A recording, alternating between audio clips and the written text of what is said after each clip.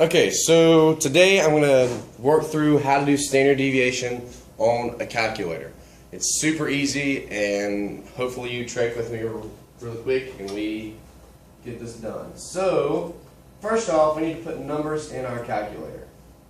So, to do that, I want you to hit Stat, right here, Stat, and then we're going to edit it because we're going to put our numbers in there. Edit. If there's something in there already, go to the very top when it's highlighting L1 and hit clear. And hit enter. It'll clear it out. Okay.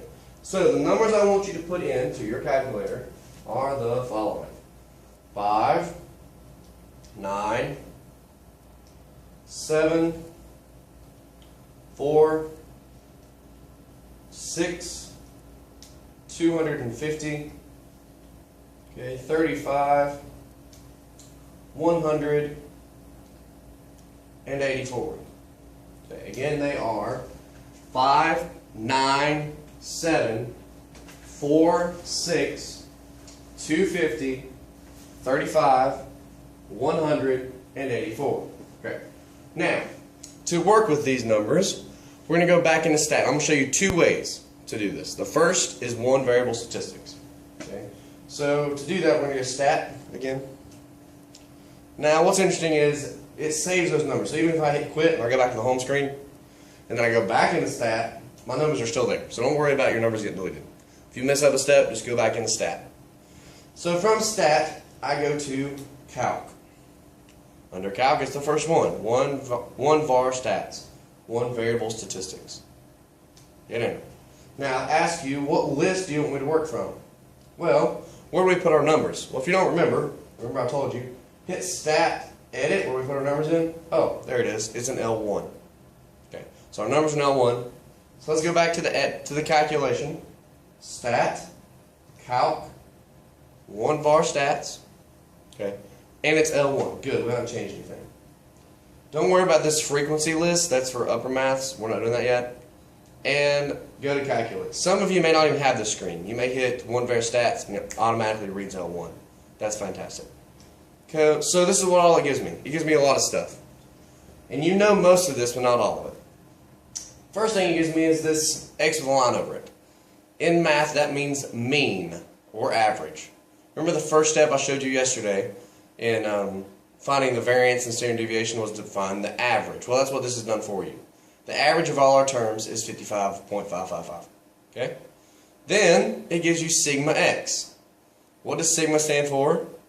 Good, the sum of all my x's. Well, what are my x's? It's the unknowns. It's what you plugged in. So it's adding up all your numbers. If you add up all your numbers, you get 500. Now, the next one, pretty self-explanatory. If you squared all your numbers and added them up, so sigma of all your numbers squared is that. That helps in finding your variance. Okay? Now, what you have here is a sx and a lowercase sigma x, or as I told you, a delta x. Okay? It's actually lowercase sigma. I told you wrong. But I'm going to stay with delta because it doesn't matter. Okay, so I told you yesterday that this symbol is what you're using for standard deviation. That is true. But there are two types of standard deviation. There is a sample standard deviation and a population standard deviation. Okay? The one that we're going to work with is this top one, the SX. Okay? So whenever you're looking in this calculator, you're going to find S for standard deviation of X. Alright? And that'll give you what your standard deviation is. So my standard deviation is 81.55 long decimal. Now, let's keep going and see what else it gives us. N equals 9.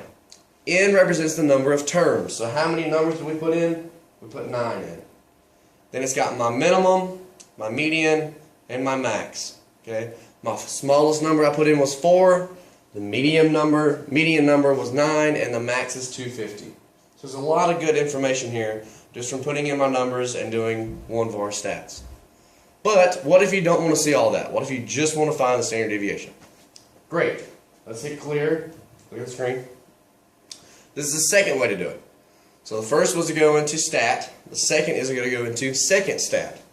So hit second stat, which is list. See the list above it? It should look like that. Now, we're going to do some math on those numbers, so we're going to go over there. Alright? and we're going to find the standard deviation. I bet you can't guess which one standard deviation is. Probably the STD, D, or Dev. Okay, so 7.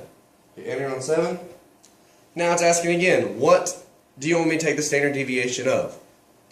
Well, hopefully we remembered our numbers are in L1. Well, where's L1 on the calculator? It is right above 1.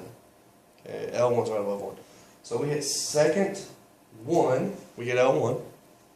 And now we're going to close up our parentheses and hit enter. See if we get the same number. Beautiful. S of x was 81.55, and this tells us the standard deviation is 81.55. I know that was fast. It was only like, how fast? 4 minutes? 5 minutes, okay? But hopefully you got it. If you didn't, rewind it, watch it a couple times, finish the worksheet I gave you. Awesome. Thanks.